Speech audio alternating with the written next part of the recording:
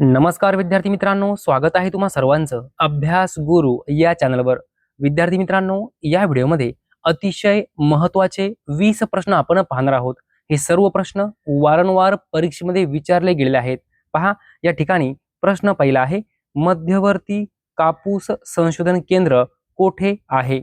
पर्याय पहा, विचार करा आणि कमेंटमध्ये उत्तर सांगा. मध्यवर्ती कापूस संशोधन केंद्र कोठे आहे? या ठिकाणी योग्य उत्तर आहे नागपूर. लक्षात ठेवा, नागपूर. सरदार पटेल यांना सरदार ही पदवी कोणत्या आंदोलनामुळे मिळाली? सरदार पटेल यांना सरदार ही पदवी कोणत्या आंदोलनामुळे मिळाली? योग्य उत्तर आहे बारडोली सत्याग्रह. लक्षात ठेवा, बारडोली सत्याग्रह. नामदार या उपाधीने कोणाला ओळखले जाते? नामदार या उपाधीने कोणाला ओळखले जाते? योग्य उत्तर आहे गोपाळ कृष्ण गोखले. गोपाळ कृष्ण गोखले. राष्ट्रीय एकता दिवस कोणाच्या जयंतीनिमित्त साजरा केला जातो? राष्ट्रीय एकता दिवस कोणाच्या जयंतीनिमित्त साजरा केला जातो?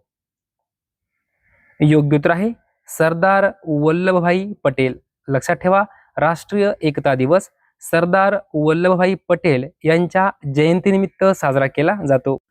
पुढे पहा, खालीलपैकी कोणता पर्याय अयोग्य आहे?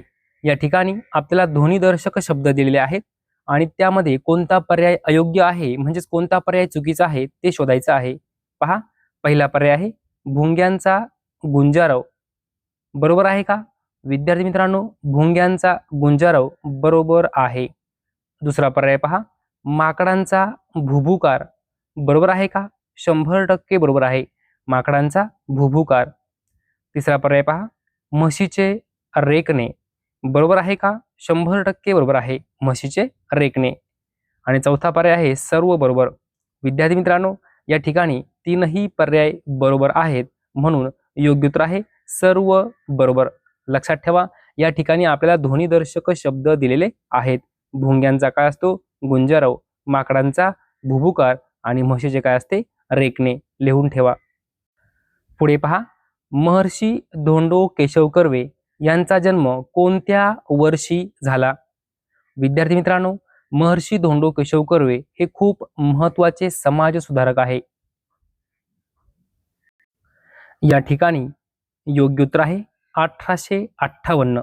लक्षात ठेवा, महर्षी धोंडो केशव कर्वे यांचा जन्म 1858 या वर्षी झाला. पुढे पहा, वैदिक काळात जन या शब्दाचा अर्थ काय होता? वैदिक काळात जन या शब्दाचा अर्थ काय होता? पर्याय पहा, माणसे, शेती, जमात किंवा टोळी, यज्ञ. तर पहा, या ठिकाणी योग्य उत्तर आहे जमात किंवा टोळी. वैदिक काळात जन या शब्दाचा अर्थ जमात किंवा टोळी असा होता. पुढे पहा, आर्य भारतात कोणत्या दिशेने आले होते? आर्य भारतात कोणत्या दिशेने आले होते? योग्य उत्तर आहे उत्तर पश्चिम. उत्तर पश्चिम दिशेने. अंग धरणे या वाक्यप्रचाराचा अर्थ काय होतो? अंग धरणे. योग्य उत्तर आहे लठ्ठ होणे. अंग धरणे म्हणजेच काय? लठ्ठ होणे. पदवीधराजे मुकुटमणी. पदवीधराजे मुकुटमणी या उपाधीने कोणाला ओळखले जाते? विद्यार्थी मित्रांनो, या ठिकाणी पदवीधराजे असा शब्द आहे. पदवीधराजे मुकुटमणी या उपाधीने कोणाला ओळखले जाते? तर या ठिकाणी योग्य उत्तर आहे न्यायमूर्ती महादेव गोविंद रानडे. लक्षात ठेवा, पदवीधराजे मुकुटमणी या उपाधीने न्यायमूर्ती महादेव गोविंद रानडे यांना ओळखले जाते. या ठिकाणी चुकलेलं आहे, पदवीधराजे असं आहे. पुढे पहा, हत्तीचे चित्कारणे तसे मधमाशांचा डॅश डॅश. या ठिकाणी 4 पर्याय दिलेले आहेत, म्हणजे 4 ध्वनिदर्शक शब्द दिलेले आहेत. तर मधमाशांचा काय असतो ते आपल्याला शोधायचं आहे. जसं हत्तीचे चित्कारणे, तसे मधमाशांचा काय असतो, तर मधमाशांचा असतो गुंजारव. लक्षात ठेवा.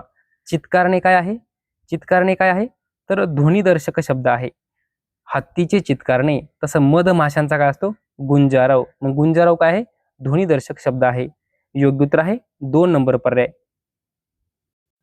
पुढे पहा, महाराष्ट्रात खालीलपैकी कोणत्या ठिकाणी उपग्रह दळणवळण केंद्र आहे. योग्य उत्तर आहे आर्वी या ठिकाणी. लक्षात ठेवा, आर्वी या ठिकाणी उपग्रह दळणवळण केंद्र आहे. पुढे पहा, सर्वोच्च न्यायालयाच्या न्यायाधीशांची नियुक्ती कोण करतात. सर्वोच्च न्यायालयाच्या न्यायाधीशांची नियुक्ती कोण करतात. योग्य उत्तर आहे राष्ट्रपती. राष्ट्रपती. पुढे पहा, विठ्ठल रामजी शिंदे यांनी कोणत्या ठिकाणी देवदासी प्रथेविरुद्ध परिषद भरवली. विठ्ठल रामजी शिंदे यांनी कोणत्या ठिकाणी देवदासी प्रथेविरुद्ध परिषद भरवली.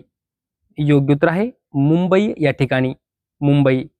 पुढे पहा, कामगार, कमर, किनारा हे शब्द कोणत्या भाषेतील आहे. कामगार, कमर, किनारा हे शब्द कोणत्या भाषेतील आहे. योग्य उत्तर आहे फारसी भाषा. फारसी भाषा. पुढे पहा, अलम दुनियेत फिरणे या वाक्यप्रचाराचा अर्थ काय होतो. अलम दुनियेत फिरणे. योग्य उत्तर आहे सारे जग फिरणे.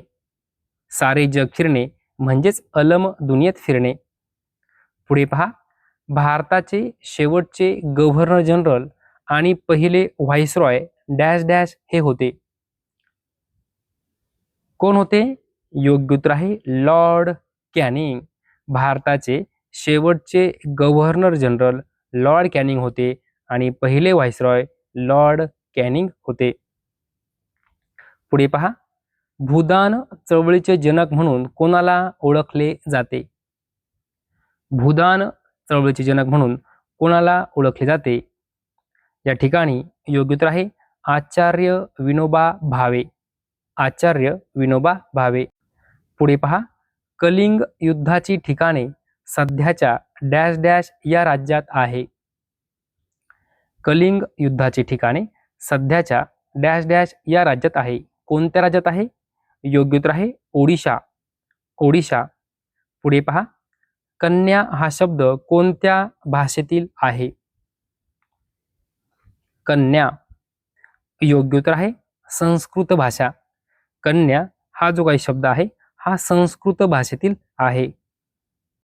पुढे पहा, भारतातील सर्वात मोठी सार्वजनिक क्षेत्रातील बँक कोणती आहे. हा प्रश्न वारंवार परीक्षेमध्ये विचारला गेला आहे. भारतातील सर्वात मोठी सार्वजनिक क्षेत्रातील बँक कोणती आहे. योग्य उत्तर आहे भारतीय स्टेट बँक. भारतीय स्टेट बँक. विद्यार्थी मित्रांनो, अशा प्रकारे या व्हिडिओमध्ये 20 प्रश्न आपण पाहिलेले आहेत. हे सर्व प्रश्न वारंवार परीक्षेमध्ये विचारले गेलेले आहेत. विद्यार्थी मित्रांनो, जर तुम्हाला हा व्हिडिओ आवडला असेल तर नक्की एक लाईक करा, शेअर करा, सबस्क्राईब करा. धन्यवाद.